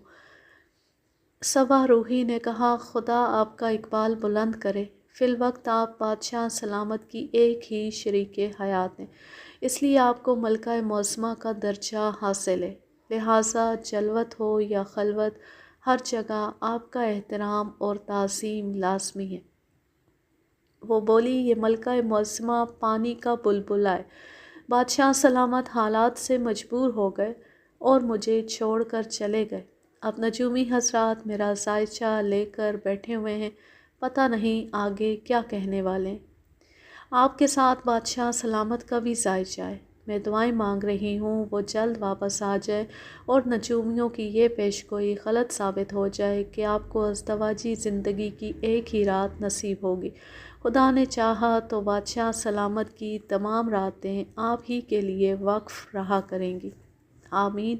خدا تمہاری دعا قبول کرے۔ میں چاہتی ہوں تم ابھی وہاں جاؤ جہاں جیوتشی اور نجومی بیٹھے، معلوم کرو وہ آکم ماہم سے کیا کہہ رہے، وہ میرے متعلق اچھا کہیں یا برا، تم مجھ سے کوئی بات نہیں چھپاؤ گی، جو سچ ہے وہی میرے سامنے بیان کرو گی۔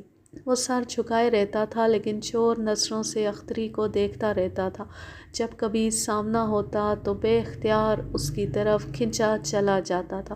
اس نے بڑی چاہت سے اسے دیکھتے ہوئے کہا، خدا مجھے سچ بولنے کی توفیق دے، میں جھوٹ بول کر آپ کو تاریکی میں نہیں رکھوں گی۔ وہ جھک کر سلام کرتا ہوا الٹے قدموں چلتا خوابگاہ سے باہر آ گیا۔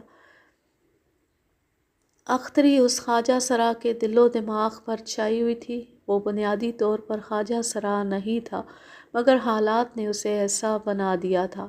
اس کی مردانگی کو اوپر سے قتل کیا گیا تھا لیکن اندر سے آج بھی اس کی مردانگی پورے زور و شور کے ساتھ موجود تھی۔ دل میں امنگیں بھڑکتی تھیں، جذبات شور مچاتے تھے۔ وہ جذبات کی توانائی کے حوالے سے ایک کے بعد ایک قلعہ فتح کر سکتا تھا، لیکن اس سپاہی سے ہتھیار چھین کر اسے میدان عمل میں دھکیل دیا گیا تھا۔ وہ بابر کے دور حکومت سے شاہی محل میں تھا، دن رات حسین بیگمات اور بڑی دلربا ادائیں دکھانے والی کنیزوں کے درمیان رہتا تھا۔ اس کے اندر شاعرانہ جذبات ہلچل مچاتے رہتے تھے، وہ خود کو اندر ہی اندر کچلتا رہتا تھا۔ ایسے ہی وقت اختری ایک معمولی خادمہ کی حیثیت سے اس کے صبر کو آسمان شاہی محل میں آ گئی تھی۔ وہ نہیں جانتا تھا کہ اس لڑکی میں کیسی قدرتی کشش تھی۔ وہ بے اختیار کھنچا چلا جاتا تھا۔ دل کرتا تھا کہ صرف اس کے سامنے عورتوں کے انداز میں آتی ہوں جاتی ہوں والی بولی نہ بولے، ایک مرد کی ٹھوس آواز اور لہجے میں اور مردانہ طرز گفتگو سے بولتا ہوا اس کے دل میں اتر جائے۔ یہ ایسی خواہشات تھیں جو کبھی پوری ہونے والی نہیں تھیں۔ وہ اس کہاوت کے تحت صبر کر رہا تھا کہ جسے چھو لیا جائے اسے پوجا نہیں کرتے۔ وہ دل ہی دل میں دور ہی دور سے اس کی پرستش کرتا رہتا تھا۔ وہ محل کے اس حصے میں گیا جہاں جیوتشی اور نجومی بیٹھے ہوئے تھے۔ انہوں نے ماہم بیگم کو اطلاع بھیجی تھی کہ بادشاہ سلامت ہمایوں اور ملکہ معظمہ اختری بیگم کے زائچوں کا اچھی طرح مطالعہ کیا جا چکا ہے اور وہ دونوں اب کچھ کہنا چاہتے ہیں۔ ماہم بیگم فوراً ہی ایک باریک ریشمی پردے کے پیچھے آ کر شاہانہ طرز کے ایک تخت پر بیٹھ گئی۔ صبا روحی بھی وہاں آ کر اس کے پیچھے ہاتھ باندھے سر جھکائے کھڑا ہو گیا۔ وہ موجودہ ملکہ معظمہ اختری بیگم کا خاص خدمتگار تھا، اس لیے محل کے کسی بھی حصے میں بلا روک ٹوک جا سکتا تھا۔ جیوتشی اور نجومی آداب شاہی سے واقف تھے۔ وہ کوئی ایسی بات کہنے سے گریز کرتے تھے جس سے بیگمات کو اور بادشاہوں کو صدمہ پہنچتا۔ وہ کوئی اچھی خبر سناتے تو انہیں انعام و اکرام سے نوازا جاتا، اور کوئی بری خبر ہوتی تو انہیں حراست میں رکھا جاتا۔ یہ دیکھا جاتا کہ ان کی بری پیشگوئی کس حد تک درست ہے۔ جب تک اچھے دن لوٹ کر نہ آتے وہ بیچارے اپنی بیویوں اور بچوں سے محروم ہو کر قید خانے میں پڑے رہتے تھے۔ اگر ایسی خوشخبری سناتے جو بعد میں جھوٹی ثابت ہو تو جھوٹ بولنے پر انہیں سخت سزائیں دی جاتی تھیں۔ ماہم بیگم کو بلانے سے پہلے ان دونوں جیوتشی اور نجومی نے چپکے چپکے باتیں کی تھیں اور یہ فیصلہ کیا تھا کہ اپنی سلامتی کی خاطر گھما پھرا کر باتیں کی جائیں گی۔ ایسی بات ہرگز نہیں بتائی جائے گی جسے سن کر ماہم بیگم کا دل ٹوٹ جائے۔ بادشاہ سلامت کی ماں کو صدمہ پہنچے گا تو ان دونوں کی بھی شامت آ جائے گی۔ ستاروں کی چال انہیں بتا رہی تھی کہ ہمایوں ایک طویل عرصے تک گردش میں رہے گا، سازشوں کا شکار بھی ہوتا رہے گا اور شیر خان سوری کے مقابلے میں بھی شکست سے دوچار ہوتا رہے گا۔ منیر احمد شامی نے سر جھکاتے ہوئے کہا، حاکم ملکہ اور بادشاہ سلامت پر خیر و برکت نازل ہو۔ جان کی امان پاؤں تو کچھ عرض کروں۔ ماہم بیگم نے کہا، جو ستارے کہتے ہیں انہیں منو ان بیان کرو، جو سچ ہے وہی بولو، جھوٹ بولنے والے سزا کے مستحق ہوتے ہیں۔ منیر احمد شامی نے کہا، بادشاہ سلامت کے مقدر میں کامیابی و کامرانی، فتح و نصرت ہے، مگر ذرا دیر سے ہے۔ منیر احمد شامی نے یہ کہہ کر جیوتشی کو دیکھا۔ اس نے کہا، وہ پرمیشور سب کا پالن ہار، وہ دیر کرتا ہے ادھیر نہیں کرتا۔ یہ جو جنگ ہو رہی ہے اس میں مہاراج ادھیراج کی نہ ہار ہوگی نہ جیت۔ ماہم بیگم نے سخت لہجے میں کہا، بات کو نہ الجھاؤ، وضاحت سے بولو۔ جیوتشی نے کہا، بادشاہ سلامت اس جنگ میں پہلے پیچھے ہٹ جائیں گے تاکہ آئندہ دشمن پر بھاری پڑ سکیں اور اسے میدان چھوڑ کر بھاگنے پر مجبور کر دیں۔ وہ سوچ سوچ کر باتیں بنا رہے تھے، یہ نہیں جانتے تھے کہ یہ بنائی ہوئی باتیں آئندہ درست ہونے والی ہیں۔ ایسی وقت ایک پیغامبر نے آ کر اطلاع دی، بادشاہ سلامت چونسا کے میدان میں شیر خان سوری سے برسرے پیکار ہیں، گھمسان کا رن پڑا ہے، دشمن اپنے لشکر جرار کے ساتھ ہے اور بادشاہ سلامت تنہا رہ گئے۔ کامران مرزا اور عسکری مرزا کو اپنا اپنا لشکر لے کر ان کی مدد کے لیے وہاں آنا چاہیے تھا، لیکن کوئی نہیں آ رہا ہے۔ کامران مرزا نے ایک اعلاء بھیجا تھا کہ وہ سخت بیمار ہے، طبیعت سنبھلتی اپنے لشکر کے ساتھ بادشاہ سلامت کی مدد کے لیے ضرور پہنچے گا، اور عسکری مرزا نے کہلوایا تھا کہ اس کے نجومیوں نے پیشگوئی کی ہے، بادشاہ سلامت کے ستارے گردش میں ہیں، ان کا ساتھ دینے والے بھی گردش میں آ جائیں گے، لہٰذا وہ شیر خان سوری کے مقابلے پر آنے کی حماقت نہیں کرے گا۔ تیسرا سوتیلا بھائی ہندال وہاں سے بہت دور قندھار میں تھا، اس سے کوئی شکایت نہیں کی جا سکتی تھی۔ ہمایوں نے خود ہی کہا تھا کہ وہ قندھار میں رہے اور اس کے اگلے احکامات کا انتظار کرتا رہے۔ ان حالات کی روشنی میں ماہم بیگم نے سمجھ لیا کہ جیوتشی اور منیر احمد شامی درست کہہ رہے ہیں۔ اس کے تنہا رہ جانے والے بیٹے کو پہلے شکست ہوگی، پھر خدا نے چاہا تو فتح نصیب ہوگی۔ اس نے دونوں نجومیوں سے کہا، ایک لمحہ بھی ضائع کیے بغیر یہ بتاؤ، ہمارا بیٹا زندہ سلامت واپس آئے گا یا نہیں؟ دونوں نے کہا بے شک و شبہ وہ زندہ سلامت واپس آئیں گے، ان پر کوئی آنچ نہیں آئے گی۔ ماہم بیگم نے اطمینان کی ایک گہری سانس لی، پھر کہا موجودہ ملکہ معظمہ اختری بیگم کے متعلق بیان کرو۔ جیوتشی نے کہا بھگوان کی کرپا سے ہماری ایک پیش گوئی درست ہوئی ہے۔ مہارانی کے نصیب میں ایک ہی سہاگ رات تھی، وہ گزر چکی ہے، اب ان کی زندگی میں سہاگ کی دوسری رات نہیں آئے گی۔ ماہم بیگم نے کہا جب تم یہ کہتے ہو کہ ہمارا بیٹا زندہ سلامت واپس آئے گا تو پھر وہ ہماری بہو کے ساتھ ازدواجی رشتہ قائم کیوں نہیں کر سکے گا؟ منیر احمد شامی نے کہا ہمارا علم ہمیں ہر بات وضاحت سے نہیں بتاتا، ہم سائچے اور ستاروں کی چال کے مطابق حساب لگاتے ہیں، پھر اپنی سمجھ کے مطابق پیش گوئی کرتے ہیں۔ بالفاظ دیگر ہم معلومات کی دھند میں سے گزرتے ہوئے کچھ دیکھتے ہیں اور کچھ نہیں دیکھ پاتے۔ یہ تو یقین سے کہتے ہیں کہ بادشاہ سلامت خیر خیریت سے واپس آئیں گے، لیکن یہ معلوم نہیں ہو رہا ہے کہ ملکہ معظمہ کے ساتھ ازدواجی زندگی کیوں نہیں گزار سکیں گے۔ ماہم بیگم نے پریشان ہو کر کہا تمہاری اس بات نے ہمیں تشویش میں مبتلا کر دیا ہے، کیا ایک رات گزارنے کے نتیجے میں وہ ہمارے پوتے کو جنم دے سکیں گی؟ جیوتشی نے کہا اوشیہ جنم دیں گی۔ مہارانی کے ستارے جنم کنڈلی اور ہاتھ کی ریکھا کہہ رہی ہے ایک بیٹا اوشیہ ہوگا۔ ایسا کہتے وقت جیوتشی اور منیر احمد شامی نے ایک دوسرے کو چور نظروں سے دیکھا۔ انہوں نے یہ حقیقت بیان نہیں کی کہ اختری کتنے بدترین حالات سے گزرنے کے بعد بیٹے کو جنم دے گی، پھر وہ بیٹا اپنے باپ کے ہاتھوں تک اور دادی جان کی آغوش تک پہنچ بھی پائے گا یا نہیں۔ دنیا کے تمام نجومی بہت کچھ بتاتے ہیں لیکن سب کچھ بتا نہیں پاتے۔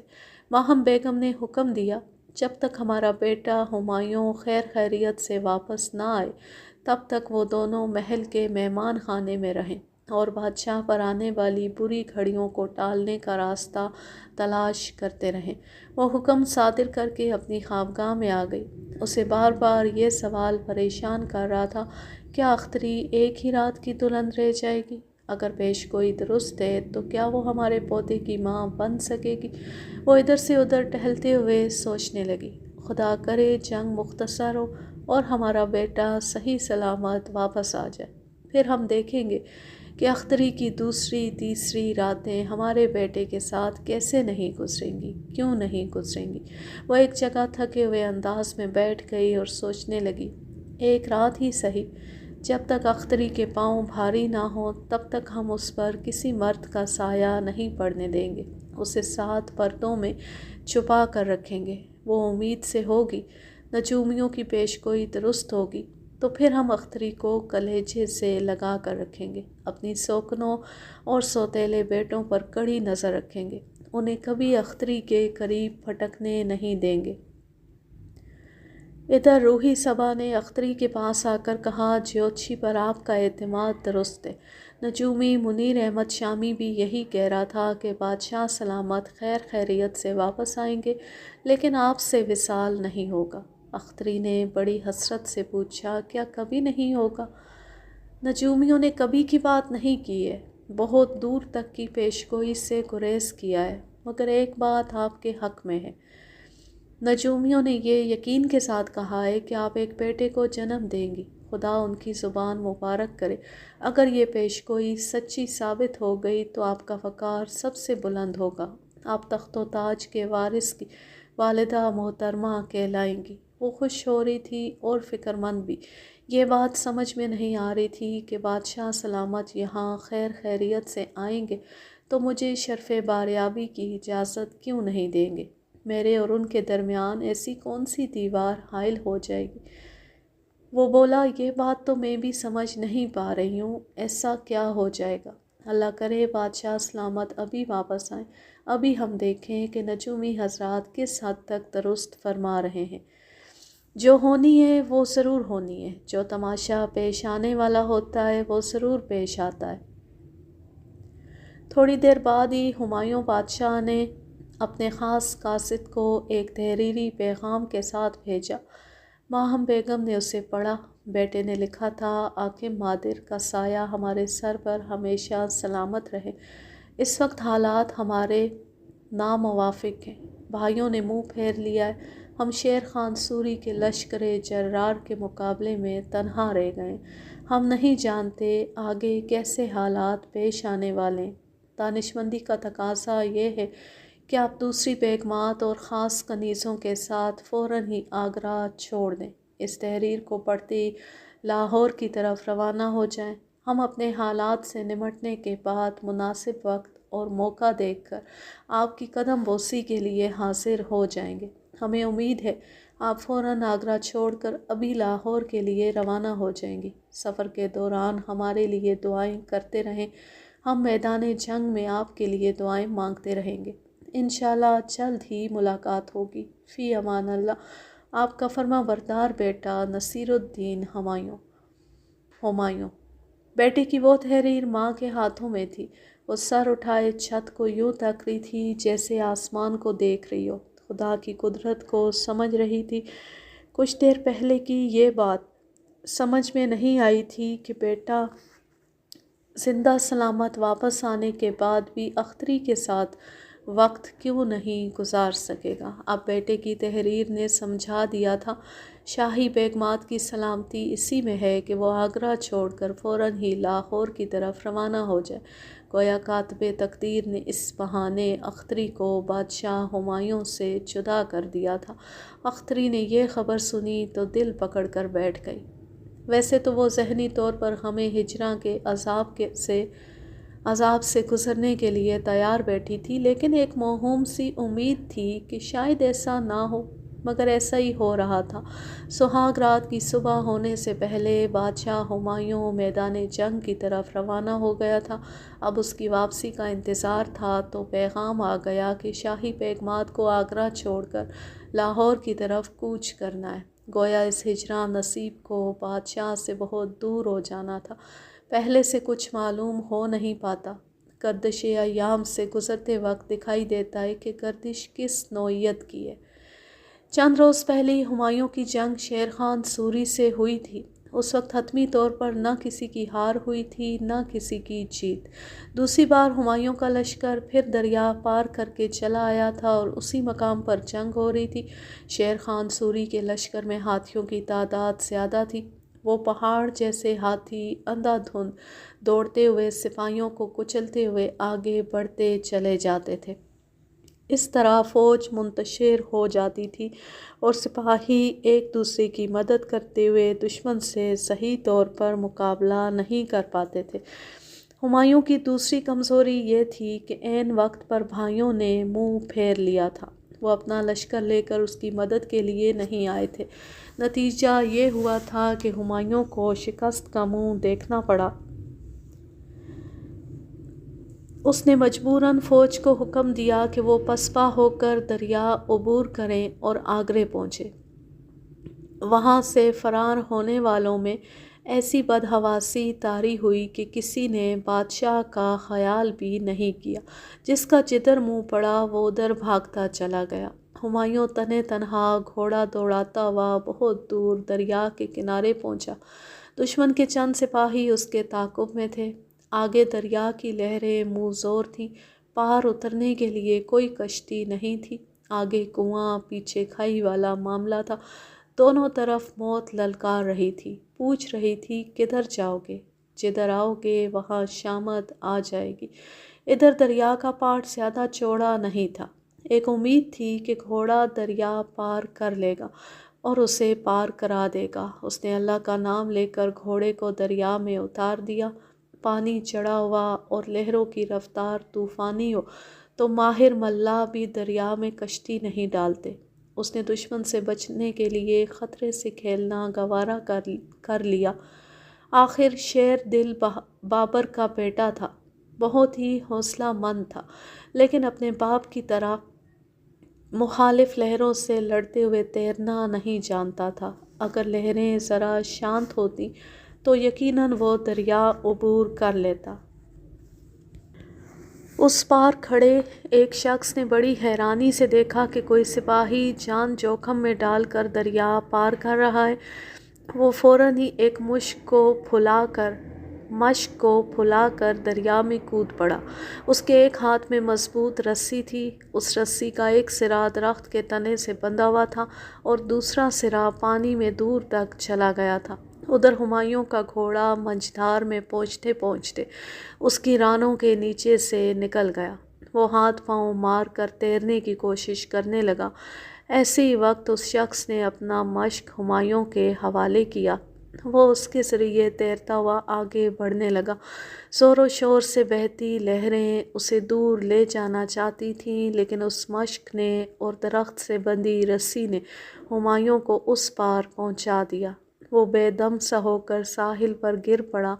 चारों शाने चित होकर गहरी गहरी सांसें लेता हुआ आसमान को तकने लगा। आसमान नामेहरबान था और ज़मीन उस पर तंग हो रही थी। शाही महल के नर्म और लचकदार बिस्तर पर सोने वाला बादशाह मट्टी में रुल रहा था। दुश्मनों की दुश्मनी और अपनों की बेमुरवती कांटों में घसीट रही थी। उसे यूं लग रहा था जैसे वो डूब चुका था, उसकी मौत हो चुकी थी। एक दस्ते गैब ने उसका हाथ थाम लिया था और अब नई ज़िंदगी मिल रही थी। वो शख्स खड़ा उसे देख रहा था और सोच रहा था, ये कौन है? ज़रा बिख्तर पहने हुए है, मयान में तलवार है, कोई सिपाही लगता है, लेकिन उंगलियों में हीरे जड़ी हुई अंगूठियां हैं, गले में सच्चे मोतियों की माला है। सुना है जो बादशाह होते हैं वो ऐसी चीज़ें पहना करते हैं। हुमायूं उठकर बैठ गया, फिर उसे देखते हुए बोला, तुमने हमारी जान बचाई है, हम तुम्हारा एहसान कभी नहीं भूलेंगे। तुम कौन हो? मेरा नाम निज़ामुद्दीन है, मैं एक सक्का हूँ। यहाँ से मश्क में पानी भरकर पास वाली बस्ती में ले जाता हूँ। हुमायूं उसका नाम सुनकर एकदम से चौंक गया। उसे बड़ी अकीदत से देखने लगा और सोचने लगा, ये सिर्फ निज़ामुद्दीन नहीं है बल्कि निज़ामुद्दीन औलिया हैं। मेरी दस्तगीरी के लिए आए हैं। उन्होंने मुझे डूबने से बचाया है।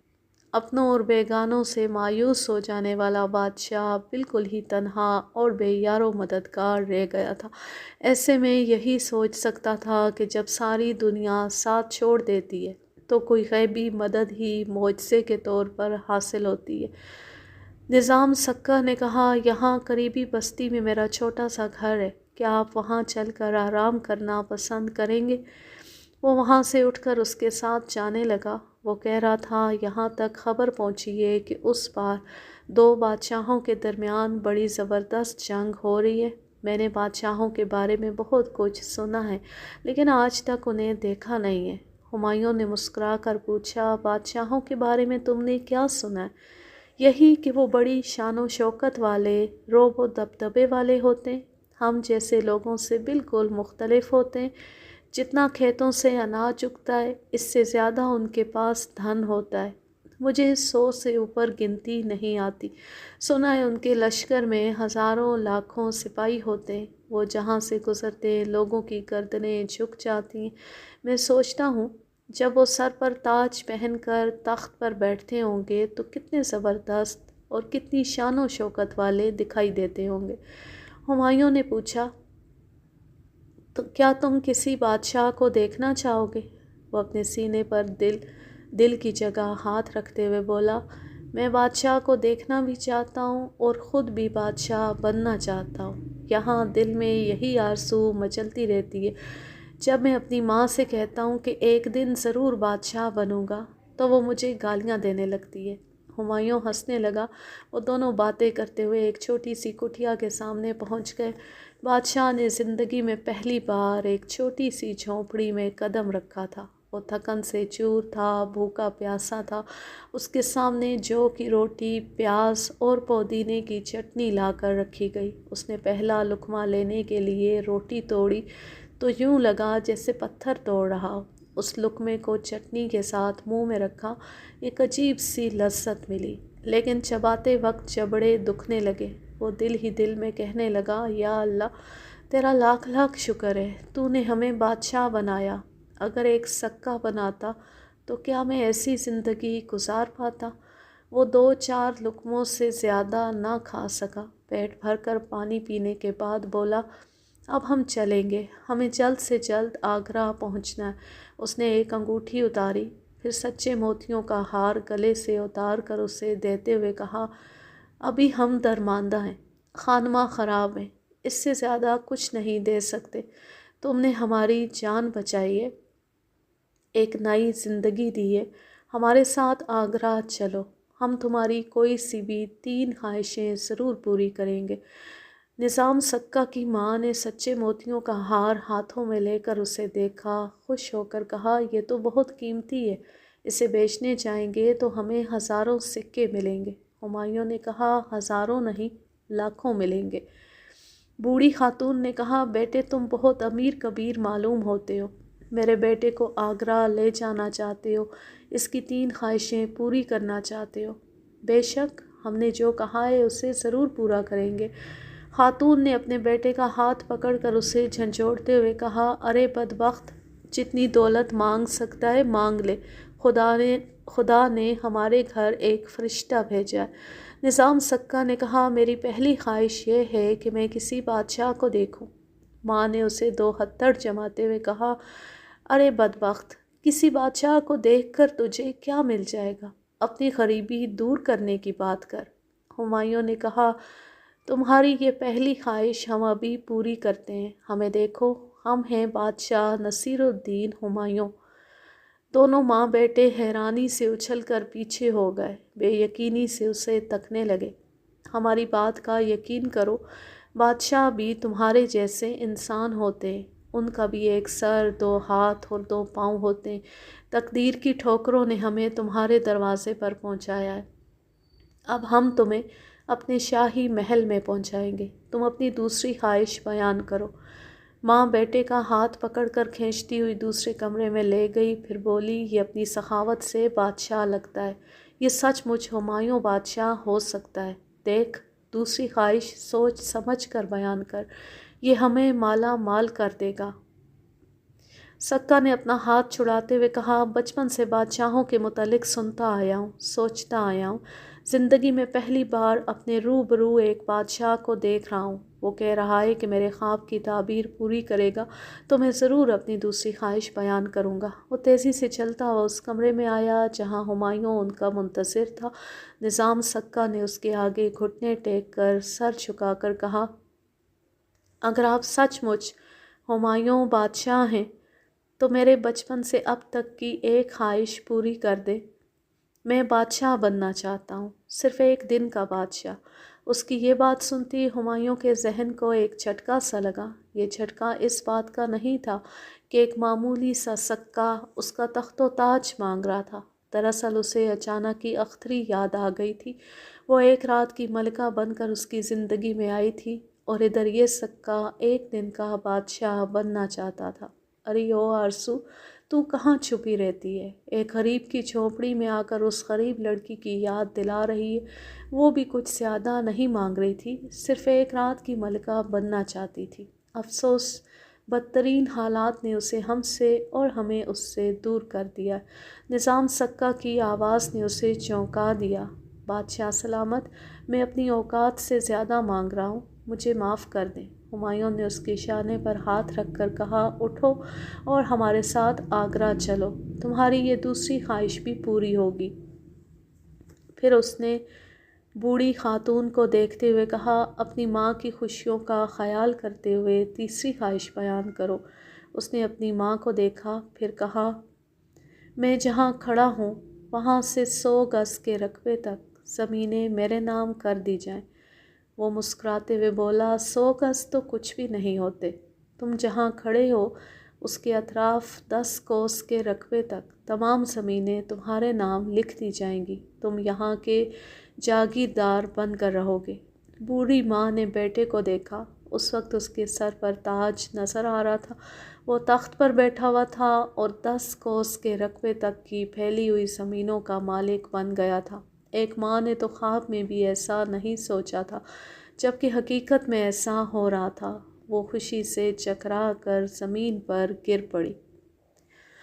آج کے لیے بس اتنا ہی، اب میں لیتی ہوں آپ سے اجازت۔ جہاں رہیں خوش رہیں، شاد و آباد رہیں، ہنستے مسکراتے رہیں۔ اللہ حافظ، اللہ نگہبان۔